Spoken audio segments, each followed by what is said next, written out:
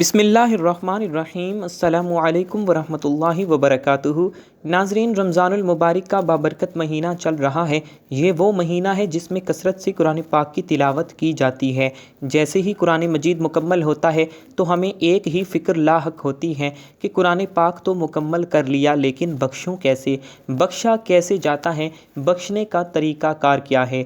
बाज़ दफ़ा हमारी इस्लामी बहनें कुरान मजीद मुकम्मल कर लेती हैं और बच्चों के हाथ मस्जिद के इमाम साहिब या किसी कारी साहिब को कहला भेज देती हैं कि इमाम साहिब, हमने कुरान पाक मुकम्मल कर लिया है, बराह करम हमारे वालिदैन की रूहों को बख्श दें, हमारे रिश्तेदारों को बख्श दें। आज मैं आपको कुरान पाक बख्शने के 3 आसान तरीके बताने जा रहा हूँ जो आप लोग खुद बख्श सकते हैं।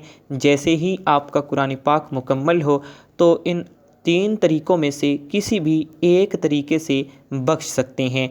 कुरान को बख्शना बहुत आसान है, मैं आप लोगों को बताने जा रहा हूँ। मुझे उम्मीद है कि अगर आप लोग इस वीडियो को मुकम्मल देख लेंगे तो ये तमाम बातें आसानी से आप समझ जाएंगे इंशाअल्लाह।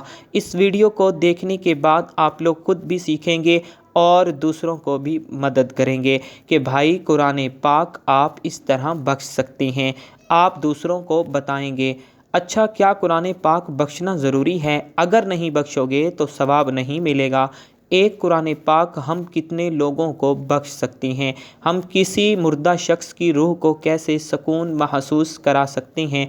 अगर कुरान पाक नामुकम्मल रह जाए तो क्या नामुकम्मल कुरान भी बख्शा जा सकता है? अगर दुरूद शरीफ का कसरत से विर्द किया है तो इसका भी सवाब किसी मरहूम को पहुंचा सकते हैं। ये वो तमाम सवालात हैं जो आज पूछे जा रहे हैं। इस वीडियो में मैं आप लोगों के साथ इन तमाम सवालों का जवाब शेयर करने जा रहा हूँ। मुझे उम्मीद है कि इस वीडियो से आप लोगों को बहुत कुछ सीखने को मिलेगा। नाज़रीन मोहतरम, कुरान बख्शने का तरीका क्या है? देखें, 3 आसान तरीके हैं। आप इनमें से किसी भी तरीके से कुरान बख्श सकते हैं। कुरान पाक बख्शने का पहला तरीका वो है, जब आप लोगों ने कुरान पाक की तिलावत की, उसकी तिलावत करने से पहले आप लोगों ने फ़ैसला किया कि मैं कुरान पाक की तिलावत कर रहा हूँ, मैं ये पढ़ रहा हूँ या ये जो मैंने कुरान पाक पढ़ा है इसलिए मैं अपने मरहूम वालिदैन की रूह तक पहुँचाना चाहता हूँ या फिर रिश्तेदारों की रूहों तक, यानी इसका अजर हमारे प्यारे की रूह तक पहुँचे। दूसरा तरीका ये है कि आप कुरान पाक पढ़ते हैं, अल्लाह तबारक व तआला की रहमत से रूह तक अगर ये रास्ता है तो पहुंच जाएगा। यानी जब कुरान पाक मुकम्मल कर लें तो अब आप लोग फ़ैसला करें, ऐ अल्लाह, जो मैंने पढ़ा है इसका सवाब मेरे मरहूम वालिदैन की रूहों के लिए है, मेरे लवाहिकीन की रूहों तक पहुँचे, ये मेरे फ़लाँ की रूह तक पहुँच जाए। अगर ऐसा है तो ये पढ़कर आप लोग फ़ैसला कर चुके होंगे कि मैंने अपने दिल में सिर्फ़ ये काम करने का फ़ैसला किया, इसलिए कि आपके आमाल का दारोमदार आप लोगों की नीयतों पर है। मैंने अल्लाह की रहमत से इनके लिए इस इनाम का इरादा किया है, ये मंजिल तक पहुंच जाएगा। ठीक है, 2 रास्ते हैं। तीसरा तरीका दुआओं और कलमे से किया जाता है। ये बख्श देने का बहुत ही अच्छा तरीका है। जब हम दुआ करेंगे तो दुआ में मरहूम का ख्याल रखें, क्योंकि ये एतराफ़ का लम्हा है। हदीस पाक में आता है, जब कुरान पाक मुकम्मल हो जाए तो वो नमाज जो कुरान के ख़त्म होने के बाद पढ़ी जाती है तो अल्लाह ताला उसे कबूल फ़रमाता है। और उस वक्त जब कुरान पाक मुकम्मल हो जाए तो दिन में कुरान पाक मुकम्मल करो तो शाम तक, अगर रात में करो तो फ़रिश्ते सुबह तक इसके लिए मौजूद होंगे। फ़रिश्ते भी उस वक्त दुआ करते रहते हैं। अब ये दुआ करने का क्या तरीका है? सबसे पहले आप अल्हम्द शरीफ का विर्द करें, इसके बाद जितना हो सके दुरूद पाक पढ़ें। अगर आपको अरबी दुआएं याद हों तो वो दुआएं पढ़ें।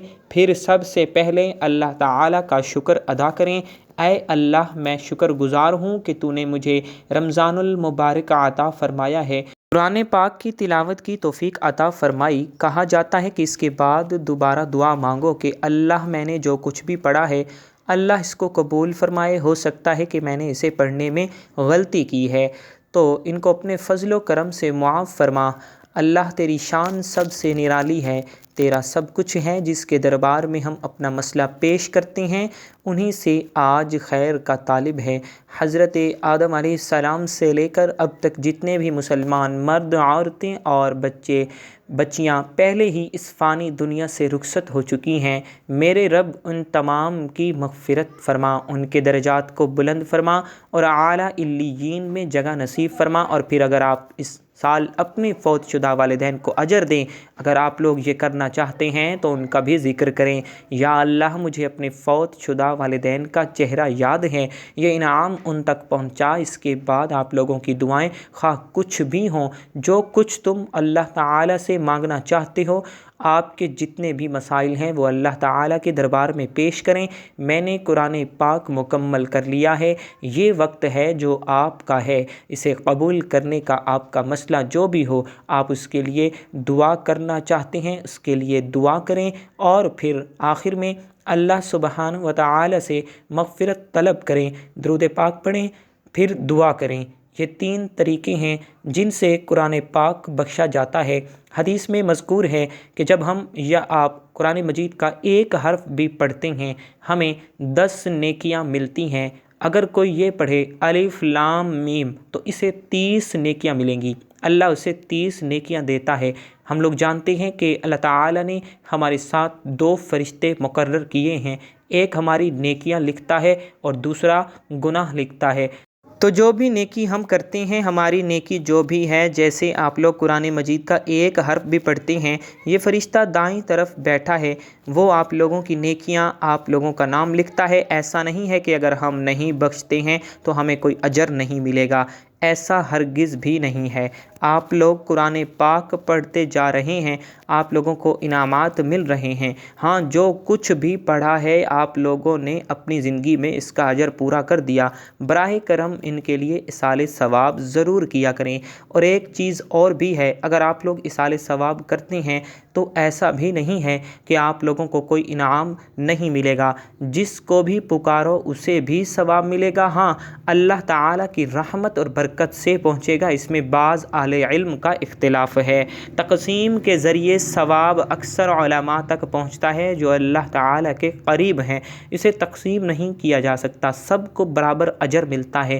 اگر آپ لوگوں کو یہ کرنا ہی ہے تو یہ 3 آسان طریقے ہیں جو میں آپ لوگوں کے سامنے بیان کر چکا ہوں۔ ناظرین محترم، ویڈیو اچھی لگے تو ویڈیو کو لائک کریں، شیئر کریں، چینل کو ضرور سبسکرائب کریں، اور کمنٹ باکس میں اللہ اور اللہ کے رسول صلی اللہ علیہ وآلہ وسلم کے 99 ناموں میں سے ایک نام ضرور ٹائپ کریں۔ اگلی ویڈیو تک کے لیے ہمیں اجازت دیجیے گا۔ اللہ حافظ۔